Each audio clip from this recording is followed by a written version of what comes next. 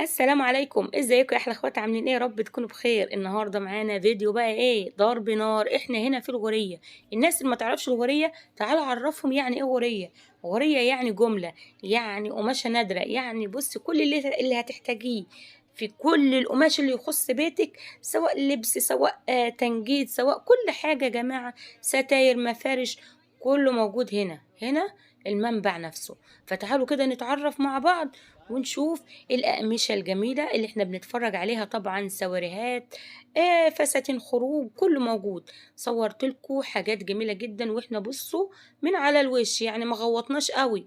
ما بالكم بقى انتوا لما تيجوا وتدخلوا كده وتخشوا بقى في زواريق الغورية زي ما بيقولوا كده، هتلاقوا بصوا يعني حاجات جامدة جدا بجد، وأسعار رهيبة. هي كل حاجة غالية، مش هنقول ان كل هنا ما يعني رخيص او في حاجات ببلاش، لا طبعا، بس هتلاقوا حاجات حلوة. واللي لسه ما حطش لايك يحط لي لايك كده، خلي الفيديو بقى ايه يبقى حلو كده بيكو ويترفع معاكم يا احلى ناس. ما تنسوش في الكومنت واشتراك وتفعلوا الجرس عشان يوصلكم كل جديد. وكمان غير قماشة السواري ده، في بصوا في مصيبة سودا في الفيديو، خشوا كده واتفرجوا. وكله ده من على وش الغورية. امال لو دخلتوا جوه الغورية هتعملوا ايه؟ يلا كده ما تنسوش تفعلوا الجرس بقى واشتراكات وكلام حلو منكم. وقولوا لي ايه رايكم. هسيبكم على الفيديو يا ولاد. هنا شويه عروض في المحل ده، ببيع بسعر الجمله. واللي هيقول ان هو جاي من تبع القناه ازاي توفري مع قمر، برضو بيعمل له تخفيض.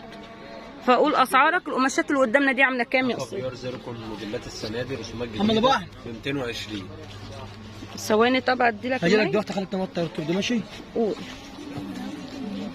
رسومات الزيركون، رسومات سوارين نازله السنه دي بتاعت 2023 اللي هم الثلاث اتواب دول اللي ورا بعض. دي الاربع رصات. الاربع رصات. نزلي تحت شويه. كل ده 220. كل ده 220. احنا قلنا في الغورية يا جماعه.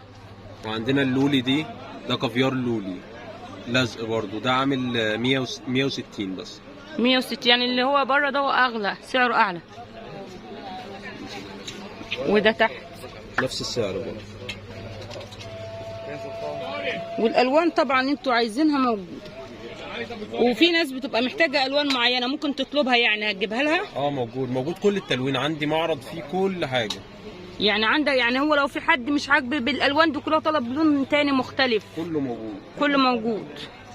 تمام. احنا عايزين نطلع من السواريه اللي احنا فيه ده. قول يلا عشان نخش على اللي عندك جوه. ودي برضو رسومات زيركون اللي هو الكسر.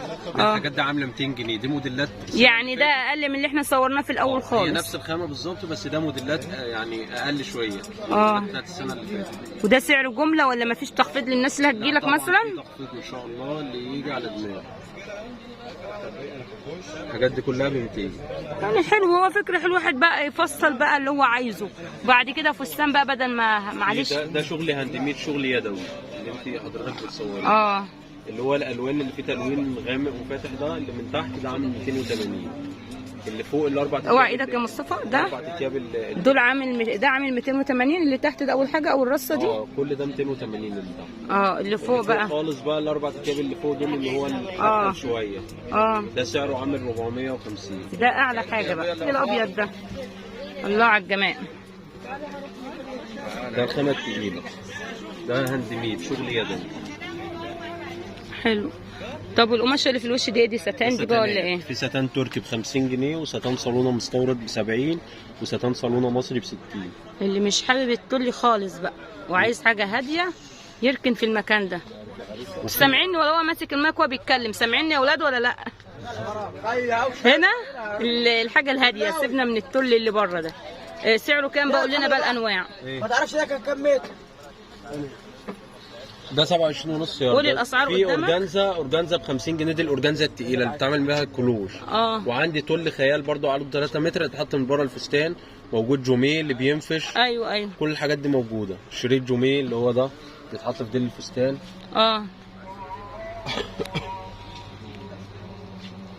حلو. طب ولو في ناس بقى تجيلك بقى تعملها تخفيض قد ايه؟ ان شاء الله لما يجوا اللي هم عايزينه. يقول لك تبع قناه ازاي توفري مع قمر، او قمر بنت البلد. تمام يا حلوين. اللي عجبه بقى حاجه في الفيديو يكتب لنا كومنتات ويقول المكان ده فين، وانا هسيب لكم برده المكان بالتفصيل في الفيديو في اول تعليق. وده الكارت بالعنوان، شايفينه صح؟ سبتكم بقى ايه تسمعوا الاسعار بنفسكم عشان ما تقولوش ان انا بلعب في الاسعار. تمام، تعالوا برضو هنكمل، ده لسه في حاجات جامده جدا. انتوا لسه ما حطيتوش لايك صح؟ لا حطوا لايك. هنا كان في ناس بتتفرج برضو.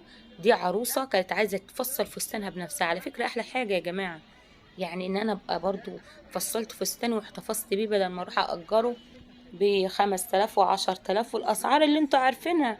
طب ليه؟ طب يا ما بصوا متر ب200 جنيه او 250 جنيه لو هنجيب قماشه جامده يعني هتظبط الكلام معانا. الفستان ده بيبقى ذكرى حلوه كده بيفضل معانا.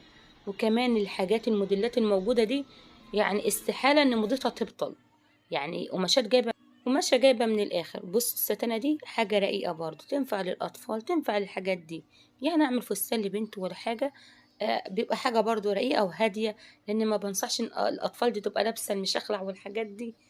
وبعد كده نركز كمان شويه، مش اي حاجه نجري عليها ونجيبها، برضو لازم نتاكد منها. مش هنجيب حاجه تبقى لبسه مره وخلاص على كده، لا طبعا احنا عايزين نلبس. مثلا الجنب ده اللي احنا عليه 180 كوب، المتر فيه ب180 واللي تحت ده 120 واللي جنبه 120 واللي بعديه ب 180. يعني 3 رصات كده. لا رصتين. الرصه دي ودي 120. يعني الرصه دي والرصه دي ب120، اللي بعديها بقى 180. ده بقى الفستان الحفلات الحاجات دي كلها فساتين الحفلات. طب والرصه دي 180.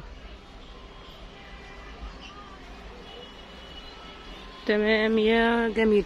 واللي فوق نصيحه مني ان احنا مش اي حاجه برضه. الرخم ده ما بيطيرش ده طبعا استخدامها اكيد معروف، يا اما يقع يعني في اللبس يا اما يقع في الغسيل.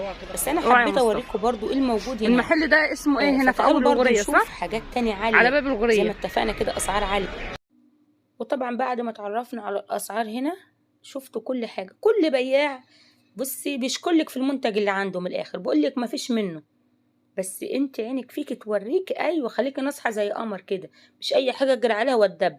مش اي حاجه برضو معروضه في الشارع. اللي في الوش دي ده شك مطرز هندي عامل 450. الطقم المتر صح؟ ده جمله بقى ولا ايه؟ ده قطاع. طب اشمعنى الحته دي؟ هي الحته دي اغلى حاجه قابلتنا على فكره هنا. يعني كل اللي قدام حضرتك ده هاند ميد. هو اغلى حاجه في السواري بيبقى الهاند ميد. تمام.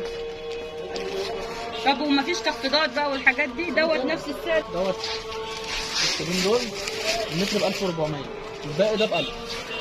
شايفين الاسعار دي؟ 1400 والباقي ب 1000. طب واللي في الوش دول ايه اسعارهم؟ ده هاند ميد برضه نفس اللي هنا ده؟ بس ده سلف تاني. ودول برضه هاند ميد. اصل انا عندي حاجات مميزه. فاهم. حلو كله هاند ميد. يعني ماركات مثلا. لا هاند ميد يعني شغل يدوي. كله يدوي. طب والشغل اللي فيه ما يقعش ولا حاجه؟ طيب لا كله متخيط يدوي. تمام. المحل ده بقى محدش ينتقدني فيه خالص ولا حد يقول ولا يعيد. ايوه انا بقول لكم ان انا جايبه لكم كل الاسعار الموجوده هناك. ايوه عشان محدش يتكلم ولا يقول ايه يا ابو 1400 ولا الاسعار دي يا قمر. ايوه بس عايزه اقول لك زي ما قلت لك الاول ايه عينك فيكي توريكي. هنا بقى كل خامه وتمنها فيها، كل قماشه وتمنها فيها. تمام. فبوريكي الحاجات الموجوده. وكل ما بتخش في الغوريه ده احنا كده من بره، كل ما بتخش بتغوطي جوه بقى هتلاقي بلاوي سودا جوه وخامات جميله. وما تتعامليش مع بتوع الشارع قوي، عشان بتوع الشارع دول ايه يعني مش عايزه اقول لك كلمه يعني ايه تضايقهم هم. يعني ممكن ما تعجبكيش الحاجه تروحي ترجعيها هتلاقيهم يقولوا لك ايه لا ما ينفعش والكلام ده، لا طب خدي غيرها. فاتعاملي مع محل احسن ومحل يكون كويس. وبكده اكون انا خلصت الفيديو بتاعي وانتوا لسه ما حطيتوش لايك. طب ينفع الكلام ده؟ اللي مش هيدعمني هزعل منه. يلا امانه عليكم لا تدعموني كده وتشوفوا لي الفيديو بتاع الستاير هتلاقوا عندكم تحت. يا رب الفيديو بتاعي يكون عجبكم. لايك واشتراك وكومنت جميل منكم. اقول لكم السلام عليكم ورحمه الله وبركاته.